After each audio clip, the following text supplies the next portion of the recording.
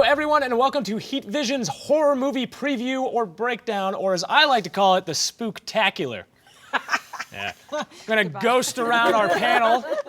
How you are doing? We have Roth Cornet, we have Yvette Nicole Brown, Kyle Buchanan, and Miss Rebecca Sun. Thank you all for joining us. We have 3 fantastic horror movies coming out in October and November. We are looking at the Halloween reboot, or the next sequel, the next in the series of the Halloween series. Overlord from Bad Robot, and we also have a remake of Suspiria. What are your guys' thoughts on these 3 new horror movies ready to spook audiences in the late 2018? Give me Halloween right now. I think it's picking up from 2 and pretending everything else after that didn't exist. Yes. Or is that correct? You're talking to me like I like horror movies? Like you immediately latched on to Rebecca. I look at that and I am just, let's go, Grambo. You know, let it. Like this is just a woman who has spent her life waiting for this moment to attack the attacker. There's a beautiful symmetry. Halloween is probably my favorite horror movie. I feel like it's such a basic thing to say, and I should say Repulsion or something like that, or The Fly, which are also great. But Halloween for me is a perfect movie for what it is, and this is this really perfect symmetry, and it introduced this era of the slasher film and the final girl and the scream queen, and this is her coming to fruition as a fully grown adult older woman. Get it? Yes. Yes. Yes. I like you am actually not a fan of the horror genre. Like I think people think because I love The Walking Dead that I'm like into that. I'm actually really not. I'm a chicken, and I also I don't like to see people suffer in life, and it's to pay to go and watch someone suffer makes me feel crazy. Except for the Halloween aspect of Laurie Strode, the idea, I'm with you on that. The idea of her taking back her power, and I was blessed to moderate the panel in Hall H at Comic-Con with the wonderful Jamie Lee Curtis, and she had this great story about how it's not even about the slasher and the horror. It's about understanding that she was damaged, and this is her way to work through her damage and take back her life. And so it's really like an empowerment piece for women. And I was like, well, I'm going to go see it. And I've seen all of them. I've just not enjoyed the horror of the horror every time I've gone. But I'm with you on Halloween. Yeah, I saw Yvette's panel, which was great. Oh, thank you. And they showed fantastic clips. There was, in particular, this really interesting scene that's all done in one take that follows Michael His point of view. From house to house to house, and it was really well done. But it was exactly what you said, the way that Jamie Lee Curtis talked about this character and what excited her about it. I mean, she's the best thing that this film has as far as marketing it, because she got me from, you know, generally interested to must see. I gotta see it, because right. what she made it sound like is there's an incredible performance at the center, and I think that really good horror movies, you know, people think about the kills or they think about, you know, the filmmaking, but I always look for that performance at its core, and I think I'm hoping that that's what we're going to get here. Yeah. I mean, I do respect the Halloween franchise in particular for all the things that you mentioned. It really set the precedent for a lot of famous tropes that were then sort of executed to varying degrees of success. And I do think that horror at its best is an ideal vehicle for delivering like certain metaphors about society, about life, about just eliciting emotions. And that's why movies like A Quiet Place or Get Out are technically horror genres, but they are telling a much deeper story. Even a movie like The Purge kind of explains some things that are. It allows you to sort of, you know, because it creates these elaborate, really extreme analogies. It helps you understand things. I mean, I think that for me, it's like those are the cream of the crop, and then the genre, because it's so vast, sometimes it gets diluted by things that are a little like lazier or, you know, sensationalistic. But I really do respect the difficulty of horror and the creativity and artistic integrity behind it. I just don't need to be stressed out for like 2.5 hours. No easy resolution. They're like morality plays. Yeah. You know, horror movies and horror as a genre, even going way back, if you look at sort of myths, horror is always about a morality, and it is making some kind of statement or and it was in Scream reflected this, where it was, oh, well, if you don't have sex, You'll win. survive, And right. it kind of reflects like what are the cultural norms and what do we consider of that time. So with Halloween coming out now, I think it's especially beautiful in the sense that Deborah Hill, who is this unsung hero who co-wrote Halloween and produced it, of that genre, I feel like Jamie Lee Curtis is like almost doing this for Deborah, you know, and Laurie Strode coming into her own this way. There's just something very powerful and beautiful about it. Maybe I'm getting my expectations too high. I hope not. No, I think it's going to be great. I don't think she'd come back if it wasn't exactly what you said. Right. And as we mentioned, it's not the only reiteration of a film that we've seen years ago. We also have Suspiria coming out, which is an all-time classic in the horror genre and a very artsy film, also a very stressful film, so maybe not up Rebecca's aisle. But it is coming from director Luca Guadagnino, who just was nominated for Best Picture last year with Call Me By Your Name. He's a very interesting choice for me for this, or it's interesting to me that he would choose to do this movie as a follow-up. The original Suspiria is a gorgeous-looking film. The cinematography in it is amazing. It's very disorienting. It's very frightening and disarming. I'm interested to see what he does with such a completely different material than what he just did with Call Me By Your Name. Well, I think it's a fascinating thing. We've sort of touched on it. All of these people gravitating towards the horror genre that are not necessarily horror filmmakers. David Gordon Green, who did the new Halloween, he's not made a horror movie. He's known more for things like Pineapple Express or these intimate dramas. Luca has not made a horror movie, but then, you know, Jordan Peele and John Krasinski making the films that they made, Get Out and A Quiet Place, those were unexpected as well. So it's sort of what Roth was saying, you know, this genre is such a great morality play, like a vehicle to explore things.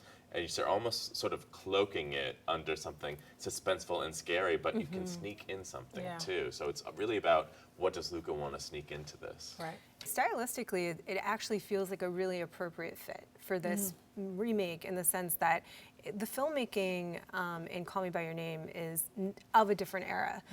It felt very much like a 70s film to me. There was like the asymmetrical editing with the sound, and there were these very abrupt cuts. And so stylistically, I get it. I get this choice for him. Genre-wise, he clearly has something to say. I just don't know what that is yet. Yeah, and even the look of the film, it's much more wintry than the very colorful Dario Argento version of Suspiria. But I think what Luca is trying to do is, you know, this is a movie that's set in Berlin a few decades ago, and he's trying to sort of mimic the you know, the Fassbinder, Werner Herzog movies that were made then, the look of them, the feel of them. He's subsuming himself in those just in the same way that he tried to make Call Me By Your Name look like something you could have found back then when Virgin and Ivory was made. We used to see horror as a genre that a lot of filmmakers and actors started out with, and now we're seeing a lot of very established names moving into the horror space. Why do you think that is? Well, I think what's happened in the industry is that there's no longer any barriers separating people. Horror was like the ugly stepchild of film for a long time, so it was over on the side, and so they probably in the beginning couldn't get big name stars to be in it, so they had to get a starlet that wanted some credits to be the first one that dies in a film. Octavia Spencer now who's always loved horror. I've known her for a while and she's always loved horror. She's now getting into it herself, and it's like the mothership calling her home, and she's an Oscar winner and multiple nominated, and she has chosen one of her next films to be a horror film where she gets to just destroy everybody. So I think there's no stigma, there's no barriers, and everybody is free to let their freak flag fly no matter where they are on the A-list, B-list, whatever list. They can just enjoy it if that's your thing. It's not our thing, but if it's a horror thing. I mean, I imagine that making a horror film is probably enormously fun. I think it's really difficult, you know, and especially depending on like what type of, you know, effects and things you have. It's very physically strenuous, but it seems really fun. And honestly, I'd probably rather like be involved in the making of a horror film than going to see one, because then at least it like lessens the scare a little bit. But I get it, and it's great that it no longer has that sort of like D-list schlock, you know, cast on it. There's like prestige horror, and that's a great opportunity for artists, many of whom grew up loving the genre to be able to get into it. That's right. Also financially, I think if you look at the state of the industry, I think it's probably been very restrictive outside of the world of television for creators, because you have these mega blockbusters where good luck, every 2 million people are picking the color of the paint on the wall. Good luck having any real expression in that. And then the mid-range film largely went away and went to television. All of the character work went to television. So horror is this pocket where where the investment is low enough to allow filmmakers to have a level of autonomy and control, and then the payoff, the potential payoff is so rich that now they have carte blanche on whatever they're doing next. It makes a ton of sense to me to want to go into that genre now. I think also it provides vehicles for actresses to deliver iconic performances a lot of the time. You know, Toni you could Collette. be the mom, the love interest in a big studio superhero movie, or you can do something that's really rip-roaring for like $10 million, and sometimes that might end up being one of your signature roles. And also, a lot of times to get the big names, they'll give you back end. So, you know, you can do this little small horror film and buy a couple houses. Right. Can I give you a small hint if you're in a horror movie and feeling really scared? Okay. What I do is if it actually already starts to frightened. scare me, I just picture the frame and I step back from it and I picture a grip scratching his butt. Oh, that's And helpful. immediately That is helpful. you will not be scared. See, that's scarier to me, frankly. Speaking of scary moments, like a grip scratching his butt, Sure. what would you guys say are some of the scariest moments that stand out in your mind from horror films of the past, of the far past, or of the recent past? There's obviously the shower scene in Psycho, which might be a little less scary now than it was when it originally came out. There's my personal favorite, Donald Sutherland screaming. Everything from The Exorcist scares Every the single crap out of me, thing. particularly that spider walk of her coming down the stairs. Oh. But what are some iconic moments in horror that you guys point to? You know, I don't know if this is actually, I mean, it is a horror film because it scared me, but I don't know if it's like technically a horror film. But any scene in the hallway in The Shining, any one, the two little girls, him on the little big wheel, any one of them, terrifying. I tend to go for tension and a sense of humor when it comes to horror. Tension because I love that suspense, and humor because it sits so easily alongside being scared. Right. Sometimes even when you're super scared by something in a serious way, you'll laugh just to react to it. So I like films like Gremlins or Scream, especially that first sequence What's your in scene? Scream. What's your scene? What's your scene? What's Well, your it's so that magical- first sequence in Scream, like with Drew Barrymore on the phone, the escalation of it. So good. Because it's funny and suspenseful, and yeah, I mean, it's scary at the very end when he finally slays her, Yeah. but the scariest part is just wondering where it's going Where it's to gonna go go. and that escalation. That to me is always more fun than a good jump scare. Yeah. Well, I mean, I did see The Exorcist for some reason, so obviously everything in The Exorcist. But I think for me, the scariest scene in all of like cinema is Matthew Lawrence walking into Robin Williams using the bathroom in Mrs. Doubtfire. I'm not joking. I'm not kidding. That's the scariest movie I've ever seen. Like, guys, think about it. It's like the woman that you trust to be taking care of you is actually your dad. You walked in on him, and then his face falls off during a restaurant. Yeah. Did you see the YouTube where it I recuts that I as don't a need horror to. movie? It is a horror movie. They already did it the original time. Like that idea. But for me, Mrs. Doubtfire, scariest movie I've ever seen. What's your scene?